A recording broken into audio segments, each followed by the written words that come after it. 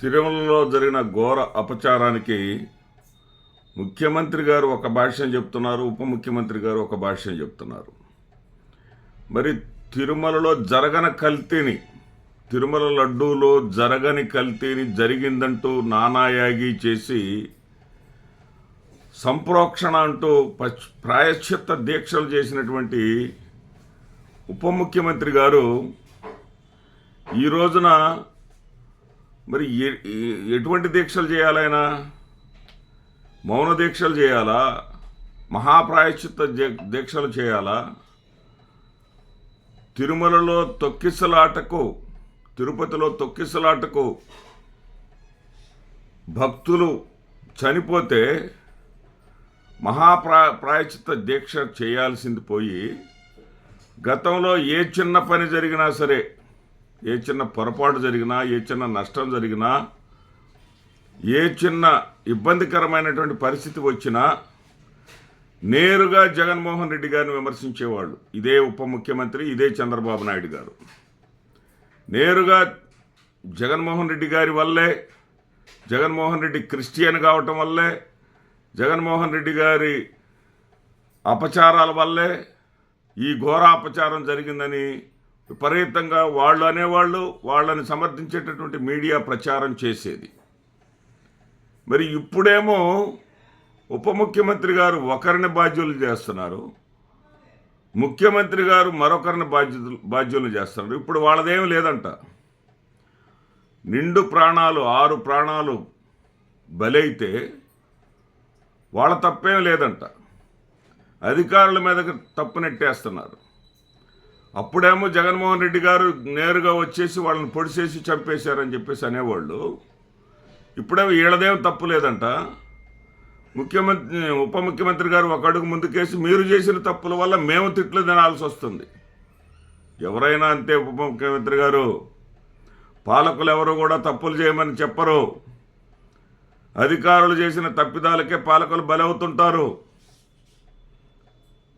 అధికారులను సరైన వాళ్ళని పెట్టుకోవటంలోనే ఉంటుంది పాలన యొక్క సామర్థ్యం అనేది. ఇక మీరేం చెప్పారు?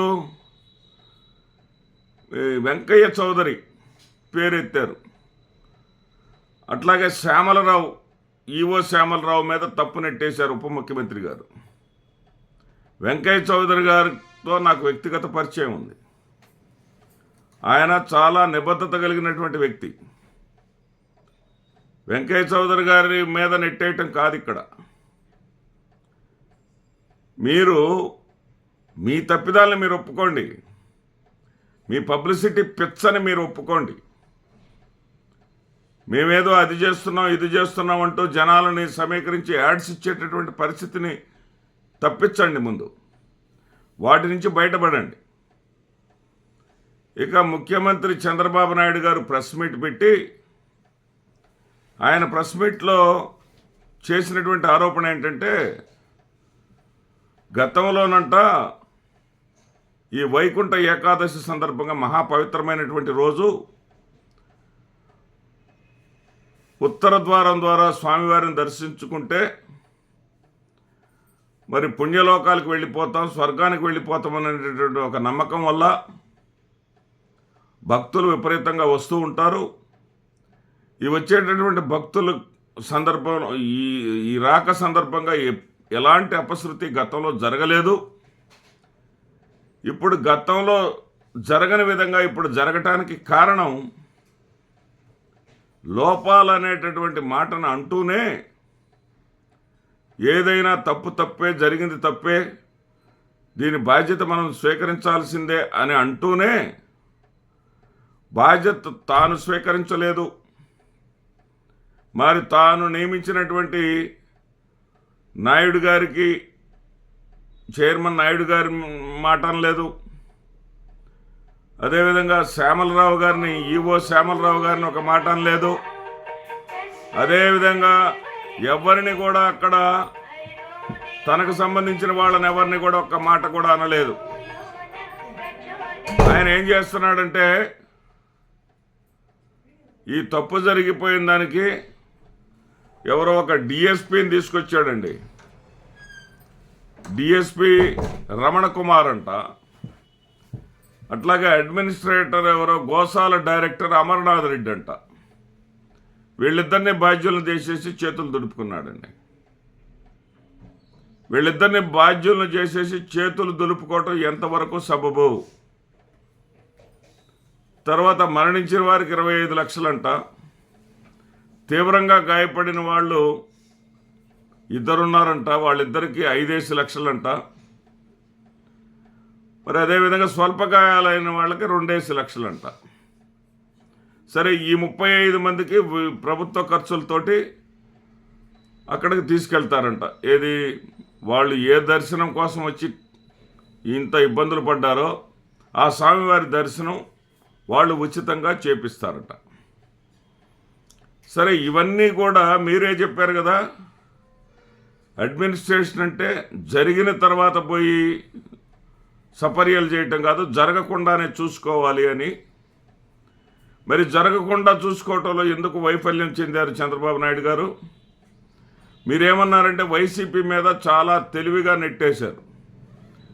వైసీపీ మీద ఏమన్నారు, నేనేమి ఆగమశాస్త్ర పండితుడిని కాదు, కానీ ఆగమశాస్త్రానికి విరుద్ధంగా 2 రోజులు జరగాల్సిన, అంటే ఏకాదశి రోజు, ద్వాదశి రోజు మాత్రమే జరగాల్సినటువంటి శ్రీవారి దర్శనాలు, ఉత్తర ద్వార దర్శనాలను వైఎస్ఆర్సీపీ 10 రోజులకు ఎక్స్టెండ్ చేసింది.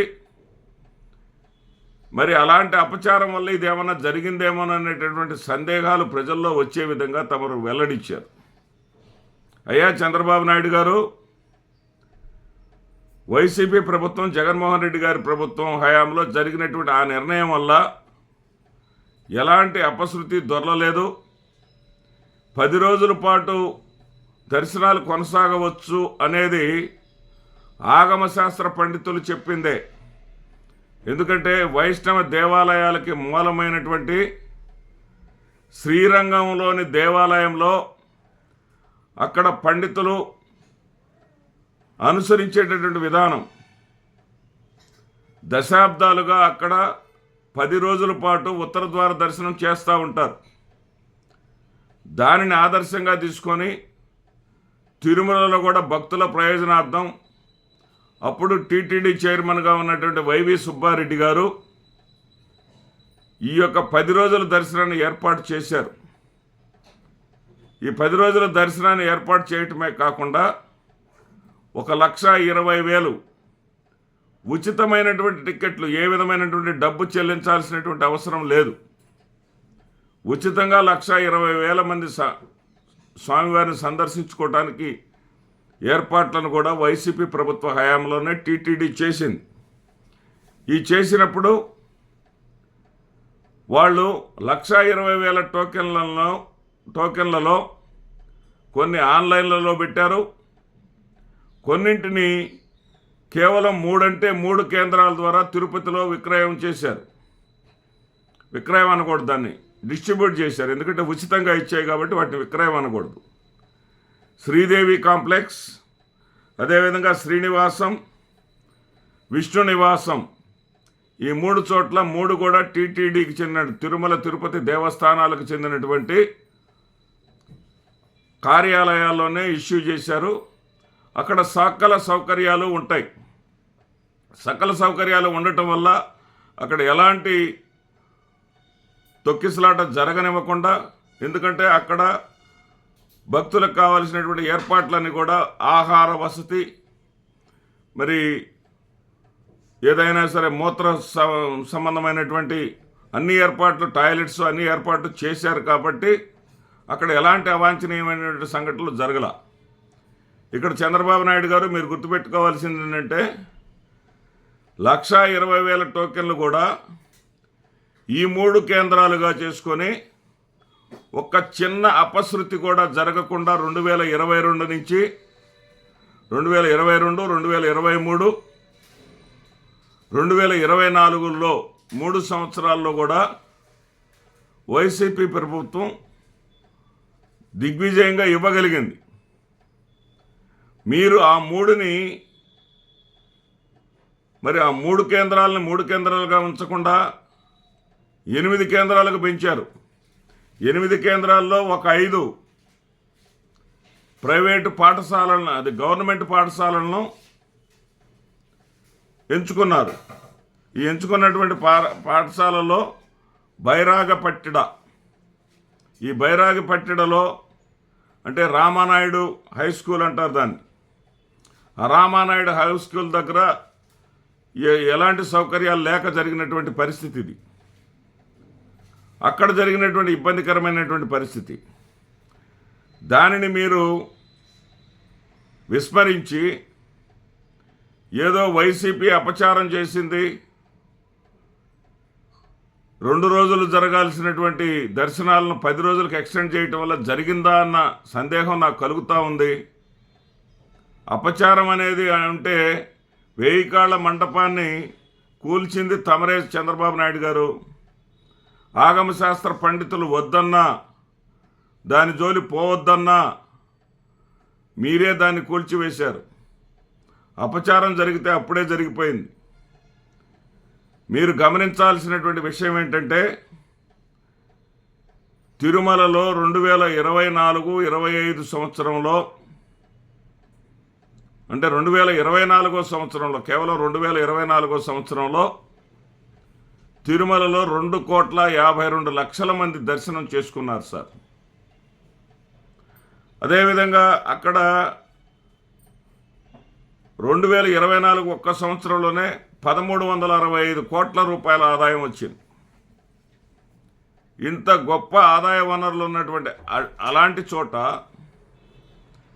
ఇంత విశాలంగా ప్రపంచవ్యాప్తంగా భక్తుల్ని ఆకర్షించేటటువంటి గొప్పదైనటువంటి ఆ పుణ్యక్షేత్రంలో ఏర్పాట్లు చేసేటప్పుడు అనుభవం ఉన్నటువంటి అధికారులను ఎంచుకోవాలనేటటువంటి కనీస ఇంగిత జ్ఞానం మీరు నియమించినటువంటి శ్యామలరావు గారు లాంటి అధికారులకు లేదా? ఇక్కడ సమన్వయ లోపం కాదా? తప్పు జరిగింది అని మీరు ఒప్పుకున్నది నిజం కాదా?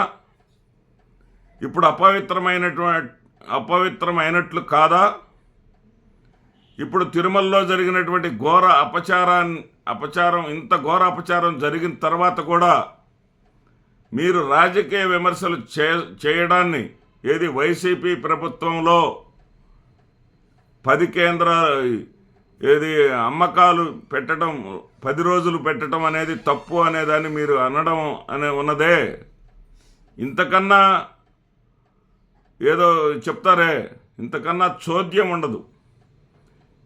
ఏ రకంగా ఎదుటి వాళ్ళ మీద నెట్టివేయాలా అనేటటువంటి తప్పుడు ఆలోచనలను ప్రక్కన పెట్టండి. భక్తుల మనోభావాలకు అనుగుణంగా నడుచుకోండి. ఏదైతే వైఎస్ఆర్ కుటుంబం మీద రాజశేఖర రెడ్డి గారు ముఖ్యమంత్రిగా ఉన్నప్పుడు, తర్వాత తన బిడ్డ ముఖ్యమంత్రి జగన్మోహన్ రెడ్డి గారు ముఖ్యమంత్రి అయిన తర్వాత క్రైస్తవులు అంటూ మీరు సాగించినటువంటి తప్పుడు ప్రచారానికి స్వస్తి పలకండి.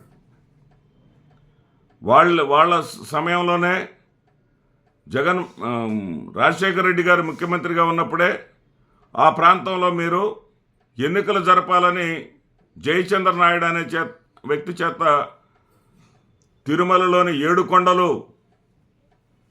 తిరుమలకు చెందినవి కావు, 2 కొండలే తిరుమలకు చెందినవి అని చెప్పేసి మీరు ఎన్నికల్లో పిటిషన్ వేయించారు, కోర్టులో పిటిషన్ వేయించారు. కానీ తర్వాత 7 కొండలు తిరుమలవి కాదని రాజశేఖర రెడ్డి గారే అంటున్నారని చెప్పేసి చెప్పగలిగినటువంటి సాహసవి నువ్వు. ప్రజల్ని ఏదైనా సరే నీకున్నటువంటి మీడియా ద్వారా నమ్మించగలిగినటువంటి వ్యక్తివి నువ్వు. ఇలాంటి నీవు ఇంకా ప్రజల యొక్క, భక్తుల యొక్క, శ్రీవారి భక్తుల యొక్క మనోభావాలతో ఆడుకోవద్దు. అధికారం అనుభవిస్తున్నావు, చక్కగా పరిపాలన చేయి, చక్కగా భక్తుల సౌకర్యాలను కల్పించు అక్కడ. నమస్తే.